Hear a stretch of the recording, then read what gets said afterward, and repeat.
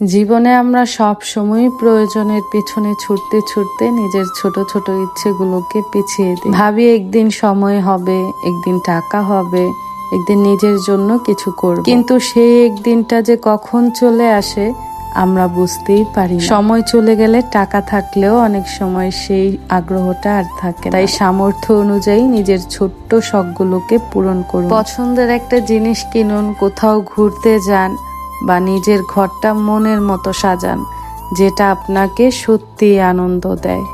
কাউকে দেখানোর বা কারো থেকে প্রশংসা পাওয়ার জন্য না, একান্তই নিজের জন্য করুন। জীবনটা শুধু দায়িত্ব পালন করার জন্য নয়, জীবনটা একটু নিজের মতো করে বাঁচার জন্য। দিন শেষে শেষ বয়সে মানুষ অনেক সময় আফসোস করে এই ভেবে সামর্থ্য থাকা সত্ত্বেও নিজের জন্য একটু বাঁচলাম না কেন। শখের বয়সে শখ পূরণ করাই শ্রেয়, কারণ মানুষ বয়স বাড়ার সঙ্গে সঙ্গে শুধু বড় হয় না, তার ইচ্ছেগুলোও ধীরে ধীরে বদলে যায়। আজ যে জিনিসটা পাওয়ার জন্য মনটা অস্থির হয়ে আছে, কয়েক বছর পর হয়তো সেটা পাওয়ার জন্য সামর্থ্য থাকবে, কিন্তু সে আনন্দটা আর থাকবে না।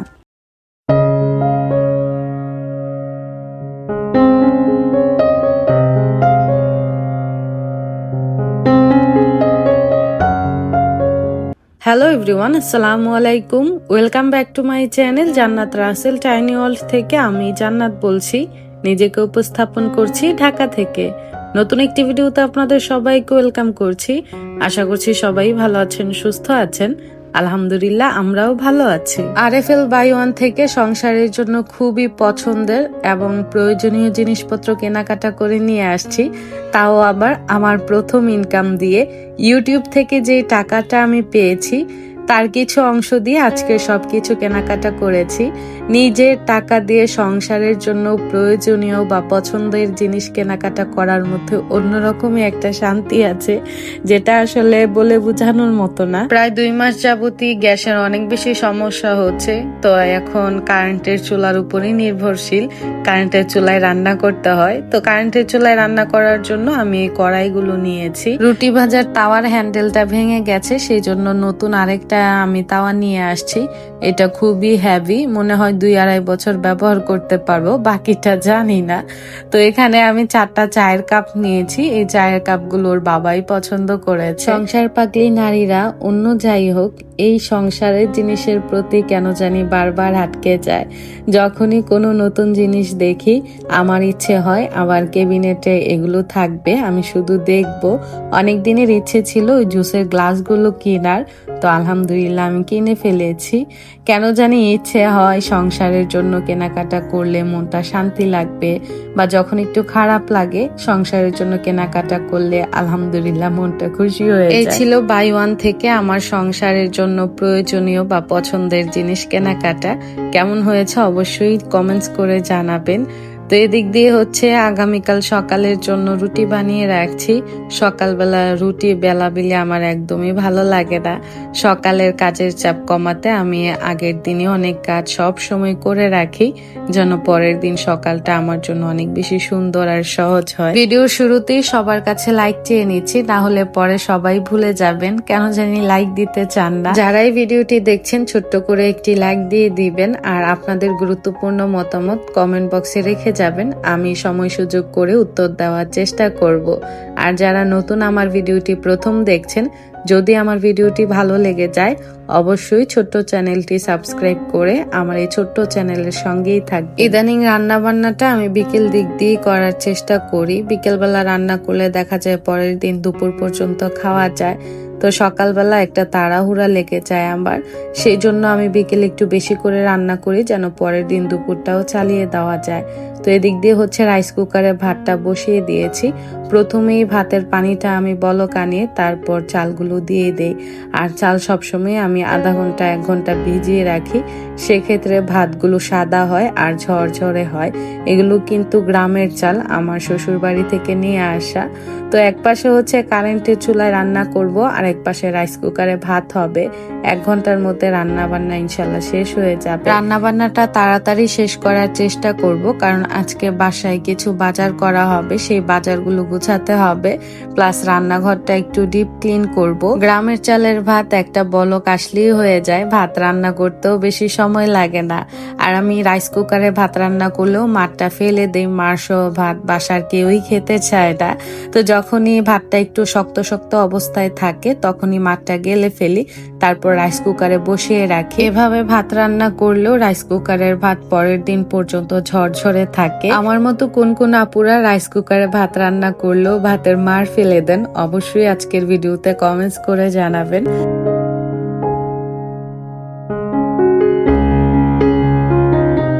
বর্ষাকালের মাছের সব মাছই কম বেশি ডিম হয়। ওর বাবা একটা রুই মাছ এনেছিল, মাছটা থেকে এত পরিমাণের মাশাআল্লাহ ডিম হয়েছে।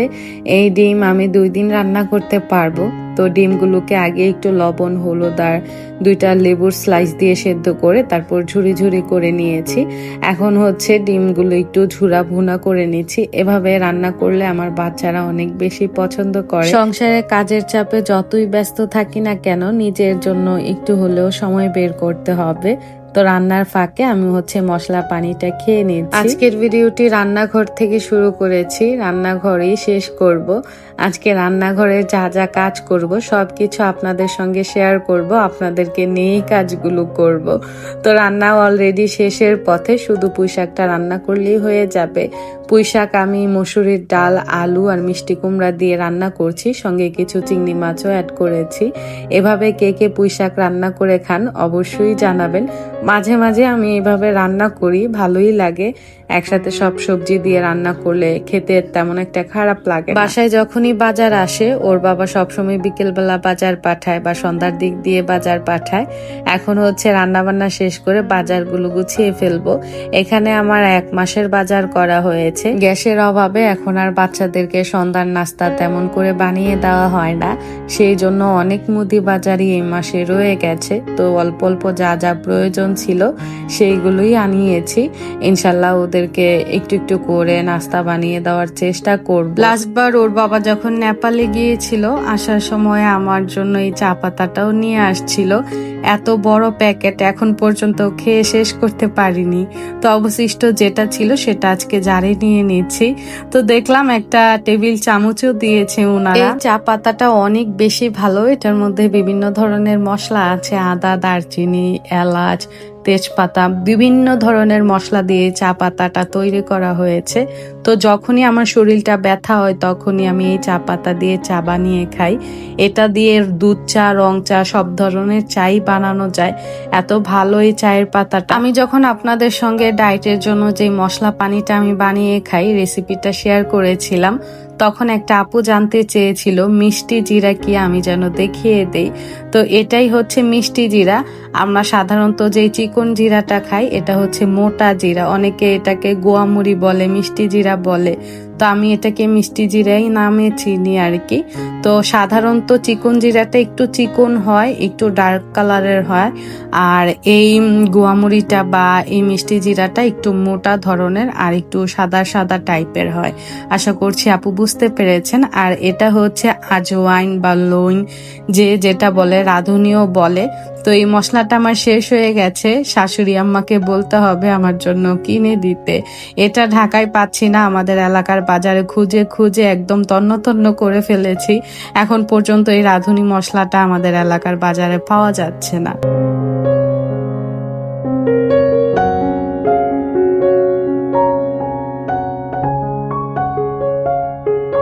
প্রতি মাসে 2 থেকে 3 বার আমি পুরোটা রান্নাঘর ভালো করে ক্লিন করে ফেলি, জারগুলো মুছে ফেলি। একটু একটু করে কাজ করলে দেখবেন কাজ কিন্তু জমে পাহাড় সমান হয় না। যখন একটা কাজ কোনো একটা নির্দিষ্ট দিনের আশায় রেখে দিবেন, তখন কিন্তু দিন দিন জিনিসগুলো নোংরা হয়, তারপর তেল কাস্টে জমে আরো বেশি কষ্ট হয়ে যায় পরিষ্কার করতে। যেদিন ঘরের কাজ কম থাকবে চেষ্টা করবেন রান্নাঘরের ময়লা জিনিসগুলো পরিষ্কার করে রাখতে, বা যেদিন রান্নাঘরের রান্নার অংশটা আপনার কম থাকবে চেষ্টা করবেন রান্নাঘরের কোনো একটা অংশ পরিষ্কার করে ফেলার। এক একটা দিন যদি রান্নাঘরের এক একটা অংশ পরিষ্কার করে ফেলেন, সেক্ষেত্রে আপনার রান্নাঘরটা তেমন করে নোংরা হবে না, আপনার কষ্ট করে ডিপ ক্লিনও করতে হবে না। আমার এই শখের কাঠের অর্গানাইজারটা আমি শখ করে কিনেছিলাম, রান্নাঘরে থাকতে থাকতে এটা কালো হয়ে যাচ্ছে। তো যেই আপুরা জানেন এই অর্গানাইজারটা কিভাবে পরিষ্কার করতে হয়, অবশ্যই কমেন্টস করে আমাকে জানাবেন। আমি আসলে চেষ্টা করছি বা আমার ইচ্ছে আছে এটাকে একদম পানি দিয়ে ওয়াশ করব ডোলে ডোলে।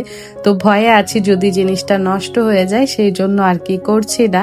তো যারা এই অর্গানাইজার গুলো পরিষ্কার করেছেন বা কিভাবে করে আপনারা জানেন, অবশ্যই আমাকে আজকে কমেন্টস করে জানাবেন। যে আপুরা কমিউনিটিতে আমার খোঁজ খবর নিচ্ছেন, সেই আপুদের জন্য একটা সুসংবাদ আজকে শেয়ার করছি। এখন থেকে আমি প্রতি 2 দিন পর পর ভিডিও দেওয়ার চেষ্টা করব ইনশাল্লাহ। এখন আর ভিডিওতে তেমন করে আপনারা ভালোবাসা দিচ্ছেন না, তেমন করে আপনাদের সাড়া পাই না, সেই জন্য ভিডিও দেওয়ার যে একটা আগ্রহ সেটাও দিন দিন হারিয়ে যাচ্ছে। আগের মতো যদি আপনাদের কাছ থেকে ভালোবাসা পাই, অবশ্যই নতুন নতুন ভিডিও আপনাদের সঙ্গে শেয়ার করব ইনশাল্লাহ।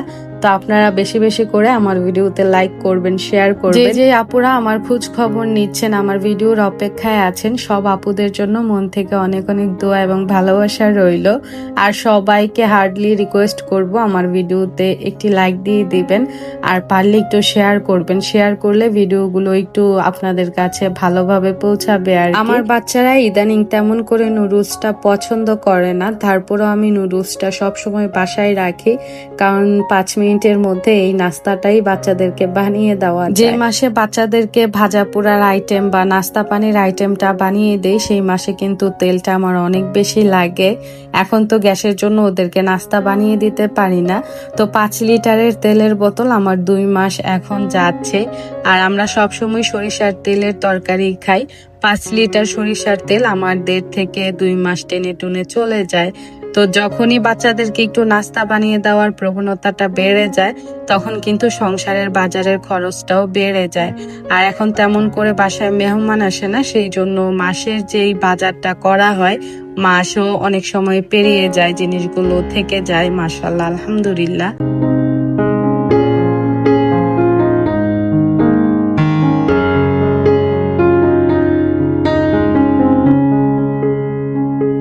খালা যতক্ষণ বাসায় থাকে থালাবাটি আমি ধুই না, যখন খালা চলে যায় তারপর থেকে থালাবাটি জমলে এগুলো আমিই ক্লিন করি।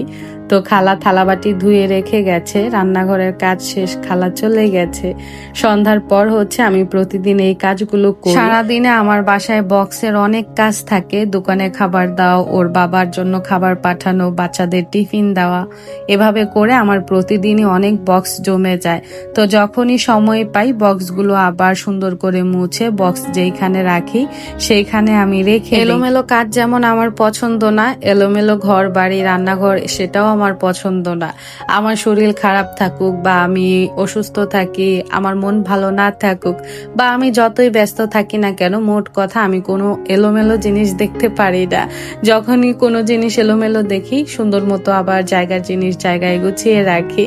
এটা হচ্ছে আমার এক ধরনের একটা। আমার কিচেনটা হচ্ছে ওপেন কিচেন, এখানে কোনো কেবিনেট করা নেই। যখন এই বাসায় উঠেছি ইচ্ছে ছিল রান্নাঘরটা কেবিনেট করব, তো মিস্ত্রিদের সঙ্গে কথা বলে বুঝলাম এই রান্নাঘরটা কেবিনেট করতে আমার 30,000 টাকা খরচ পড়ে যাবে। ভাড়া বাসার কিচেনে 30,000 টাকা খরচ করা আমার জন্য খুবই বোকামি মনে হলো, সেই জন্য আমি আর কেবিনেট করলাম না।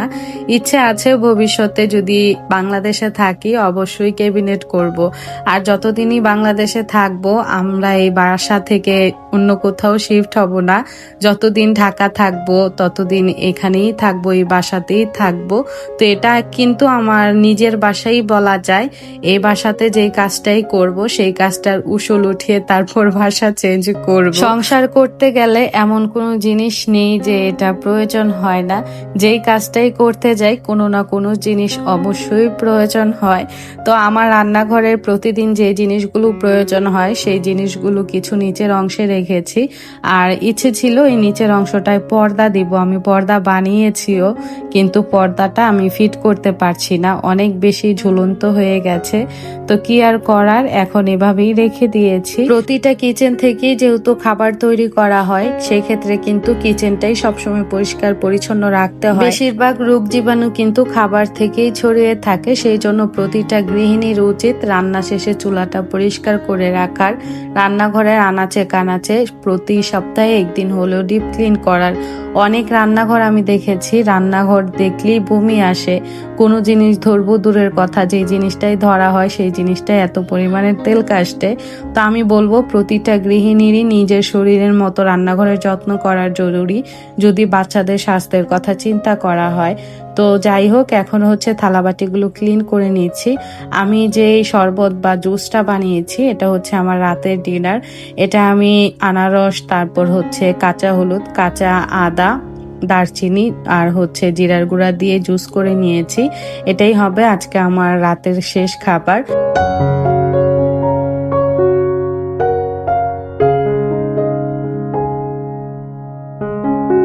চেষ্টা করবেন রান্নাঘরে কিছু রিয়েল প্ল্যান্ট রাখার, বিশেষ করে মানি প্ল্যান্ট বা স্ন্যাক প্ল্যান্ট, এগুলোর তেমন করে যত্ন করতে হয় না। রান্নার সময় যে এই রান্নাঘরটা গরম হয় বা রান্নার পরে যে একটা দুর্গন্ধ বা গন্ধ মশলাপাতির ছড়ায়, সেইগুলো কিন্তু এই রিয়েল প্ল্যান্টগুলো শুষে নিয়ে ভালো একটা অক্সিজেন আমাদের মধ্যে ছড়িয়ে দেয়। আর প্রতিদিন রান্নার শেষে বা 2-3 দিন পর পর রান্নাঘরের রিয়েল প্ল্যান্টগুলো একটু পানি চেঞ্জ করে দিবেন বা গাছগুলোকে একটু গোসল করিয়ে দেবেন। সেক্ষেত্রে গাছগুলো অনেক সুন্দর স্টে করবে আর গাছগুলোর গ্রোথ খুব ভালো হবে। তো এই তো আমার রান্নাঘর ক্লিন করা হয়ে গেছে। আজকের মতো আমি এখান থেকেই বিদায় নিচ্ছি। আজকের ভিডিওটি কেমন লেগেছে অবশ্যই কমেন্টস করে জানাবেন। আগামী ব্লগ দেখার আমন্ত্রণ জানিয়ে বিদায় নিচ্ছি। সবাই ভালো থাকবেন, সুস্থ থাকবেন, আমাদের জন্য দোয়া রাখবেন। আসসালামু আলাইকুম, আল্লাহ হাফেজ।